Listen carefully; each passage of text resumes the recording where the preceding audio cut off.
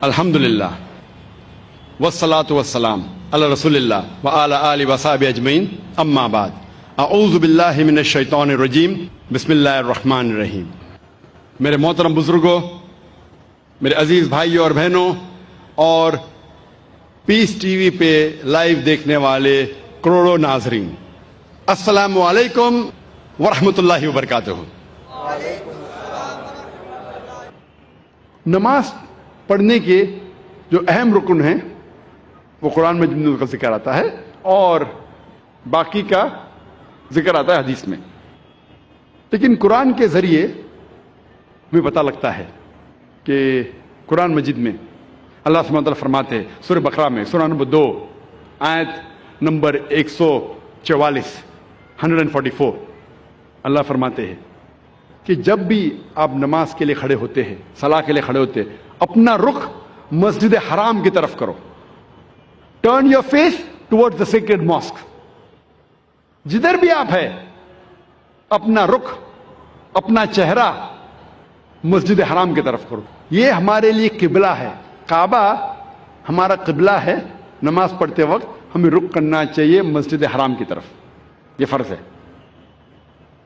اللہ تعالیٰ فرماتے ہیں سورہ بقرہ میں سورہ نمبر 2 آیت نمبر 238 میں 238، اللہ تعالیٰ فرماتے ہیں کہ جب بھی آپ صلاح کے لیے کھڑے رہو تو stand with a ڈیوٹ frame of mind. آپ جب کھڑے ہوتے ہیں، عربی میں لفظ آتا قانتین، کہ اپنے ڈیوٹ فریم آف مائنڈ کے ساتھ آپ نماز پڑھو۔ اللہ فرماتے ہیں سورہ ہجر میں سورہ نمبر 15 آیت نمبر 87 میں کہ اللہ has sent، اللہ نے نازل کیا ہے 7 آیتیں جو ہمیشہ دہرائی جاتی ہے، اور قرآن عظیم۔ جب قرآن مجید میں اس کا ذکر آتا ہے 7 آیتیں جو ہمیشہ دہرائی جاتی ہے، اس کا مطلب ہے سورہ فاتحہ۔ سورہ فاتحہ میں 7 آیتیں ہیں، تو قرآن میں اللہ تعالیٰ ذکر کرتے ہیں سورہ فاتحہ کے بارے میں، اور عظیم قرآن۔ سورہ فاتحہ کے علاوہ باقی حصہ جو قرآن کا ہے اسے کہا جاتا ہے قرآن عظیم۔ تو سورہ فاتحہ کا ذکر آتا ہے قرآن مجید میں سورہ ہجر میں سورہ نمبر 15 آیت نمبر 87 میں۔ اور اللہ تعالیٰ قرآن مجید میں کہتے ہیں کہ صلاح میں آپ کو رکوع کرنا ضروری ہے، اور رکوع لفظ قرآن مجید میں کم سے کم 13 بار آیا ہے، اور صلاح کا اہم رکن جو ہے وہ سجدہ ہے۔ اپنے ماتھے کو زمین پہ ٹیکنا کہتے ہیں سجدہ، اور سجدہ کا لفظ قرآن مجید میں 92 ٹائمز آیا ہے، قرآن مجید 92 ٹائمز۔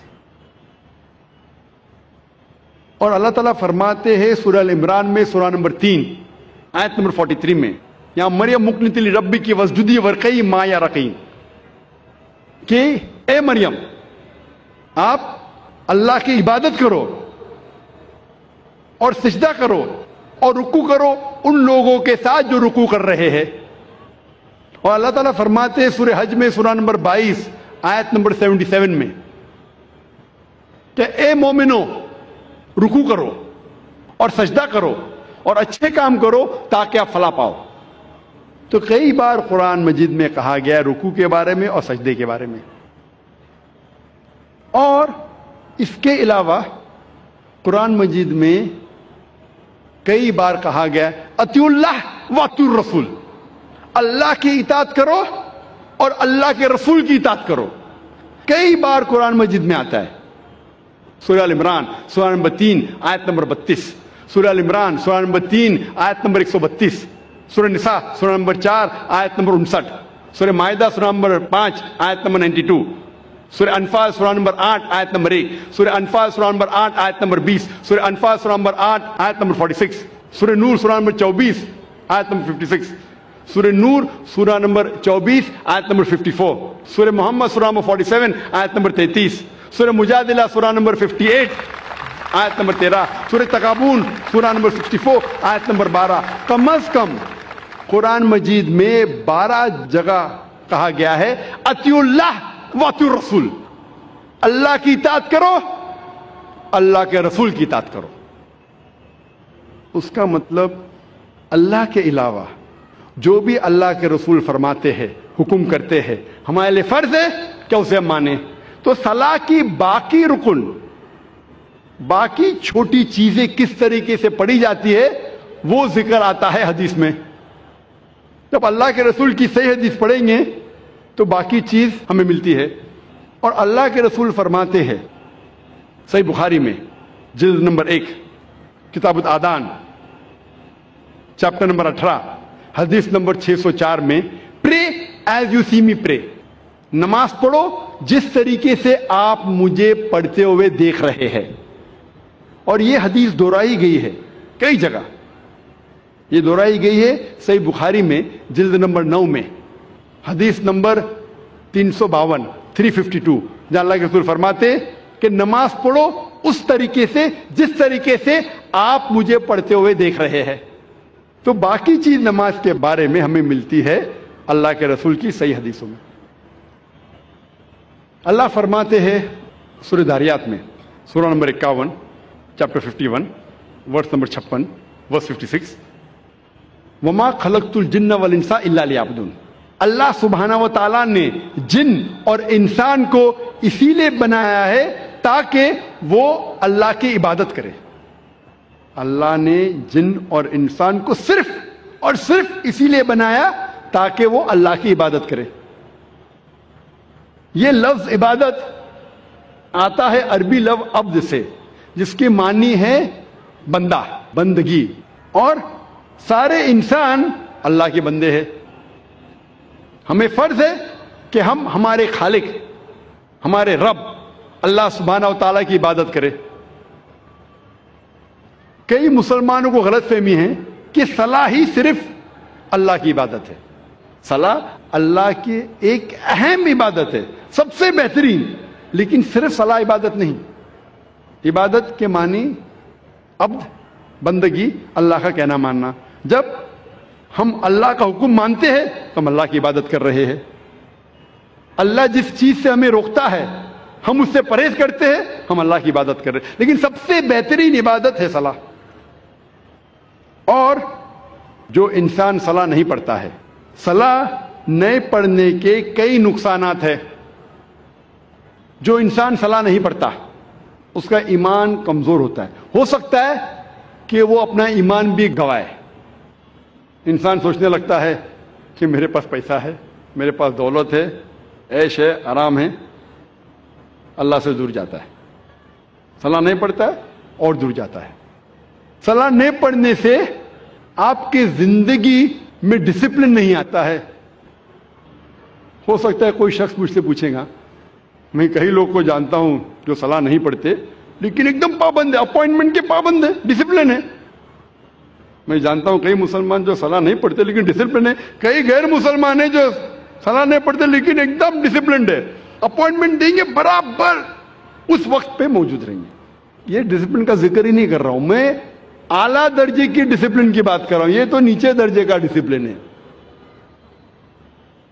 और आप कभी भी देखेंगे अपॉइंटमेंट के बारे में, अगर कोई शख्स अपने मुलाजिम को अपॉइंटमेंट दे रहा है तो अक्सर वो अगर अपॉइंटमेंट के पाबंदी में नहीं करेंगे उसे कोई फर्क पड़ता नहीं। मेरा मुलाजिम है, मैं आधा घंटा लेट जाऊं, क्या फर्क पड़ता है, क्योंकि वो उससे नीचा है। अपॉइंटमेंट दे 10 बजे का, आप पहुंचे 10:15 को, पहुंचे 10:30 को, पहुंचे 11 बजे, नहीं भी पहुंचे, मुलाजिम है, कोई फर्क पड़ता नहीं। अगर आप अपने बिजनेस पार्टनर को अपॉइंटमेंट दे रहे, आप कोशिश करेंगे टाइम पे रहेंगे, मैं मेरे बिजनेस पार्टनर को तकलीफ नहीं देना, अपॉइंटमेंट के टाइम पे रहेंगे। जिसको आप समझते हैं कि बहुत मशहूर और इज्जत वाला है, अगर आप मिनिस्टर का अपॉइंटमेंट लेंगे तो क्या करेंगे, 10 मिनट टाइम के पहले पहुंचेंगे, आधा घंटा पहले पहुंचेंगे। अगर वजीर आलम का अपॉइंटमेंट लेंगे, आप डरेंगे कि अपॉइंटमेंट छूटने जाएगा तो आधा घंटा पहले पहुंचेंगे, 1 घंटा पहले पहुंचेंगे। ये इंसान की फितरत है। जो आपके नीचे है उसकी आप कदर नहीं करते, जो बराबर है कदर करते, जो ऊंचा है, मशहूर है, ज्यादा कदर करते। इस लिहाज से अगर मान लो ये चीज सही है, मान लो कि ये अपॉइंटमेंट का तरीका सही है कि अगर टक्कर का है तो मैं टाइम पे जाऊं, ज्यादा ऊंचा है तो और एहतियात रखो। जब आपका अपॉइंटमेंट आपके रब के साथ है तो कितनी पाबंदी आपको करना चाहिए। और रब का मुकाबला मखलूक से कर ही नहीं सकते। अगर वजीर को मिलने के लिए इतनी पाबंदी कर रहे तो अपने रब को मिलने के लिए कितनी पाबंदी करना चाहिए आपको? रब का मुकाबला वजीर से हो ही नहीं सकता है। वलम यकुल लहू कुफुवन अहद, उसके जैसा कोई नहीं है। तो मैं उस अपॉइंटमेंट की बात कर रहा हूं, ऊंचे दर्जे की। अगर सलाह से दूर रहेंगे तो आपकी जिंदगी में डिसिप्लिन आएगा ही नहीं। जब वजीर आपका थोड़ा फेवर करता है तो आप हिल जाते हैं, उसके लिए कुछ भी करने को तैयार है। हमारा खालिक आपको जिंदगी दी है, हमें जिंदगी दी है, हमें इतनी नियामत दी है, हम कितना शुक्र अदा करते। और जो सबसे बेहतरीन नियामत है वो तो हम कभी सोचते भी नहीं। मैं आपसे पूछना चाहता हूं कि सबसे बेहतरीन नियामत क्या है जो जरूरी है आपके लिए जीने के लिए? क्या है? क्या है? हवा। शायद आपने तकरीर सुन चुके पहले। हाँ, मैं पूछना चाहता हूं कितने लोग हमारे खालिक का शुक्रिया अदा करते कि हवा जो हमें चंद मिनटों के लिए नहीं मिलेंगी तो मर जाएंगे। चंद मिनटों के लिए हवा नहीं मिलेंगी, हम बोलते या रब शुक्रिया, आपने हमें घर दिया, आपने हमें गाड़ी दी। कितने लोग शुक्रिया अदा करते पानी के लिए, कितने लोग शुक्रिया अदा करते हवा के लिए। ये जीने के लिए जरूरी है। जब मैंने मेरे बच्चों से कंपटीशन लगाई कि सबसे ज्यादा आप क्या शुक्र अदा करेंगे अल्लाह का, तो एक से बढ़कर एक जवाब था। मेरी छोटी बेटी रुजदा ने कहा सबसे बेहतरीन मैं शुक्रिया अदा करूंगी अल्लाह ने हमें ईमान दिया। माशाअल्लाह, ये हवा से भी बेहतर है। ईमान जो अल्लाह ने हमें दिया है वो हवा से भी बेहतर है। लेकिन जीने के लिए जरूरी हवा। तो वो खालिक जो हमें इतने नियामत बरसा रहा है, उसका अपॉइंटमेंट का आपको कोई फिक्र नहीं।